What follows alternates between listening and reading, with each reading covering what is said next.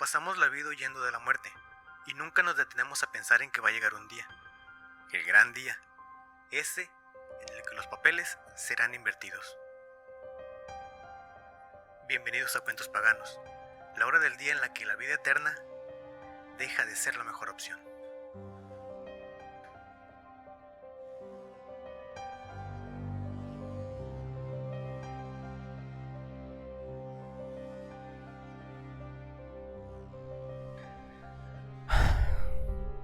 Llevo 30 días aquí, encerrado en el oscuro, frío y silencioso ático de la iglesia en la que serví durante tantos años. La misma que me preparó, entre comillas, para este glorioso momento. Crecí en un hogar religioso. Mis padres, extraordinariamente respetuosos de la Biblia y de las personas, eran muy queridos por la gente de la comunidad donde vivíamos. Ellos siempre trataron de instruirme en un camino de bien, uno donde creciera y fuera un gran ministro, pero sobre todo, un gran ser humano. Durante mi infancia y mi adolescencia disfruté tanto eso. Amaba en verdad ir a cada una de las reuniones. Fui creciendo y fui amando cada vez más a Dios, pero había algo que no terminaba de entender. Ese algo era el proceder de mis padres. No terminaba de comprender por qué les gustaba tanto mezclarse con los pecadores. Cada semana iban a un refugio de indigentes a llevar comida. Los miércoles solían visitar un hospital, en el que daban palabras de aliento a los familiares de los enfermos convalecientes. Además de que presidían un programa con el que apoyaban a mujeres, las cuales eran rescatadas de grupos dedicados a la trata y algunas más que habían sido abusadas. Aquello me parecía admirable cuando era pequeño, pero poco a poco mi percepción fue cambiando, y todo comenzó a ser algo bastante impensable para mí, pues se suponía que nosotros, como personas al servicio de Dios, éramos real sacerdocio y linaje escogido. Al menos eso es lo que siempre ha dicho la Biblia en sus páginas. Simplemente no podía entender lo que mis padres hacían. Aún así los respeté y apoyé en sus proyectos hasta hace unos años, cuando ambos partieron de este mundo. En ese momento yo, como hijo suyo y ministro ya preparado, me convertí en el dirigente de la iglesia. Rápidamente comencé a hacer cambios bastante radicales. Lo primero fue eliminar todos esos absurdos programas en los que la iglesia se inmiscuía en la comunidad y se mezclaba entre los pecadores que abundaban en el lugar. Mi esposa y la mayoría de los líderes de nuestra congregación se opusieron. Sin embargo, eso no me importó. Yo estaba decidido a llevar mi iglesia a un nuevo estatus espiritual, en el que cualquier mancha de pecado, por pequeña que fuera, representaba un estorbo y una amenaza.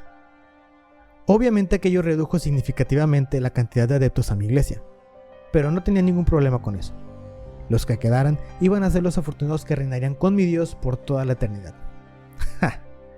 Nada más alejado de la realidad. Yo creía que estaba haciendo lo correcto. De verdad, estaba seguro que eso era lo que Dios quería de sus escogidos. Pero aquella idea cambió hace exactamente un mes. Recuerdo claramente que me encontraba comiendo con mi familia, a 2 de la tarde aproximadamente, mientras veíamos la televisión. De pronto, la película animada que se transmitía fue interrumpida por un corte informativo repentino, en el que se mencionaba un extraño fenómeno meteorológico que se podía visualizar desde diferentes puntos del planeta. Se trataba de una enorme nube oscura que cubría amplias extensiones de tierra. Aquella información me llamó bastante la atención, y rápidamente recordé aquel versículo en el que Jesús mismo promete descender del cielo en las nubes para llevar a sus escogidos con él. Apenas unos segundos después, mientras comenzaba a darle vueltas a ese pensamiento, un sonido bastante extraño me aturdió, haciendo que cayera al suelo con los tímpanos envueltos por ese ruido y la mente confundida, tratando de entender qué pasaba. Y es que todo ocurrió tan rápido que no tuve tiempo de hacer nada. Ahí estaba yo, arrodillado en el suelo del comedor de nuestra casa, a unos cuantos metros de la iglesia, con una mano en la frente, sintiendo cómo todo a mi alrededor daba vueltas y tratando de entender qué sucedía, mientras pedía ayuda a mi Dios. Poco a poco, todo se fue aclarando. Las náuseas provocadas por aquel sonido se comenzaron a ir, al tiempo que empezaba a descifrar lo que oía. Aquello parecía ser una especie de trompeta. Sí, era una trompeta. No estaba equivocado.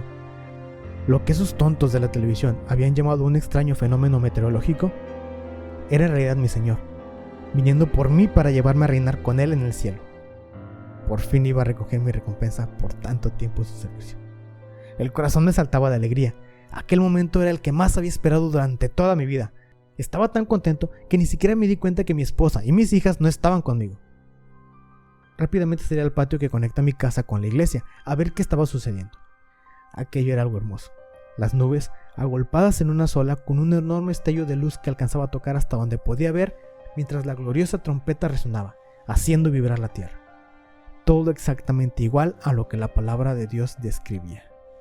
¡Gloria a Dios!, grité mientras cerraba los ojos, esperando ser elevado en el aire como el resto de aquellos que había observado segundos antes. Aquellos que estaban siendo levantados hasta encontrarse con el Señor en el cielo. Sin embargo, yo seguí ahí, con los pies aún en la tierra. Entonces abrí los ojos y vi algo que me dejó boquiabierto. Los santos, aquellos a quienes mi Dios estaba llevando con él, no eran quienes yo había pensado. Pude reconocer varias siluetas, entre ellas mi esposa e hijas, pero también estaba una vecina, madre soltera, 3 hijos de 3 padres diferentes. ¿Por qué ella estaba ahí y yo no? Aquello no tenía sentido. Y es que no era solo ella, había más personas que bajo ningún parámetro deberían estar siendo llevadas al cielo. Muchos pecadores, personas que en su vida pisaron una iglesia. ¿Por qué esos malditos estaban siendo llevados por Dios? ¿Por qué yo era solo un espectador cuando debía ser parte de esa promesa también? La emoción que había sentido minutos antes se había transformado en una mezcla entre confusión y coraje, mientras miles de preguntas llenaban mi mente. Pero aquello era solo el principio de todo. Unos segundos después, un nuevo estruendo se escuchó y la tierra se comenzó a abrir. Múltiples agujeros en el suelo se comenzaban a hacer presentes, quebrando el pavimento de la calle y destruyendo los jardines de los vecinos, mientras de ellos se escuchaban sonidos que parecían ser voces humanas. Un nuevo sentimiento me invadió. Ya no era confusión ni coraje lo que sentía. Era miedo. Un miedo paralizante. Un miedo que recorría mi cuerpo desde la planta de mis pies hasta el tope de mi cabeza. Un miedo que podía palpar en cada fibra de mi ser. Un miedo que nunca antes había sentido. Un miedo que lo único que hizo fue crecer, al ver cómo de las rupturas de la tierra comenzaban a emerger unas criaturas horribles, criaturas que tiempo atrás habían sido personas, pero que ahora habían perdido todo rastro de su humanidad. La escena era digna de cualquier producción hollywoodense. Aquellos seres, con sus cuerpos humanos en descomposición, emanando una suerte de líquido oscuro de sus bocas y globos oculares, algunos con la piel pegada ya a los huesos, otros con miembros mutilados, y unos más, tal vez los que habían fallecido hace no mucho, con la piel bastante pálida y algunos parásitos e insectos brotando de diversas partes de su cuerpo, comenzaron a lanzarse sobre los desafortunados que, como yo, estaban afuera, observando el espectáculo divino que tenía lugar sobre nuestras cabezas. Aquellas cosas, por llamarlos de alguna forma, comenzaban a mutilar a mis vecinos, a mis amigos de la iglesia, a la gente que yo veía a diario. Podía observar cómo arrancaban los brazos y las piernas de los vivos, cómo abrían sus cuerpos, como si de cualquier trozo de carne se tratase, y extraían sus vísceras con una aterradora avidez, como si hubieran estado esperando eso por años. Estaba en shock, viendo todo lo que sucedía hasta que una de las criaturas se lanzó hacia mí. En ese momento, mi instinto de supervivencia me hizo correr al interior de la iglesia. Aseguré las puertas con las enormes bancas que antes habían estado ocupadas por mis feligreses y me dirigí al ático, donde me encerré, tratando de estar seguro hasta que aquello pasara. No lograba entender qué sucedía, qué carajos era todo ese desastre. En ese momento, como si de un recordatorio se tratase, unas palabras llegaron a mi mente. Y los muertos en Cristo resucitarán primero. No podía ser posible. Dios, mi Dios, estaba usando a esas personas, o lo que quedaba de ellos, para castigarnos, para castigar a quienes no lo honramos, a quienes nos dedicamos a tergiversar sus enseñanzas, a quienes se mantuvieron reacios a seguir su camino y renegaron de sus mandamientos. No podía creer aquello. Mientras lloraba y me lamentaba por mi estúpido error, afuera podía escuchar los gritos desgarradores de la gente, siendo mutilada y torturada por los muertos de Dios. Me asomé por una pequeña rendija entre las tablas del ático, y justo en la acera del frente de mi templo estaba un hombre, tirado boca arriba, con el tórax separado en 2 partes, y todos sus órganos extraídos y regados sobre el pavimento, gritando presa del dolor y el pánico, pidiendo ayuda, mientras en el resto de la calle había muchísimas más personas, todas con sus cuerpos destrozados, tiradas como si fueran viles sacos de sangre y basura. Aquella carnicería duró alrededor de 2 horas hasta que, como había pasado antes, todos esos muertos fueron levantados, llegando hasta la enorme nube que permanecía ahí, inmóvil sobre nosotros, como si fuera un palco en el viejo circo romano, posicionado de forma en que el emperador pudiera observar claramente cómo sus bestias destruían a los desafortunados en la arena. Han pasado 30 días, con sus 30 malditas noches desde que presencié ese baño de sangre. 30 días en los que no he dejado de escuchar los gritos de dolor de las personas tiradas en la calle, retorciéndose entre sus vísceras y su sangre. 30 días en los que he podido observar cómo el sujeto frente a la acera se lamenta y pide perdón por todos y cada uno de los pecados que no ha dejado de enlistar. 30 días en los que no he probado bocado alguno. 30 días en los que ni siquiera una gota de agua ha llegado a mi boca. 30 malditas noches en las que no he podido dormir viendo los estragos que la ira de Dios dejó a través de sus muertos. 30 días en los que he deseado con todo mi corazón morir, pero Él ya lo dijo hace mucho.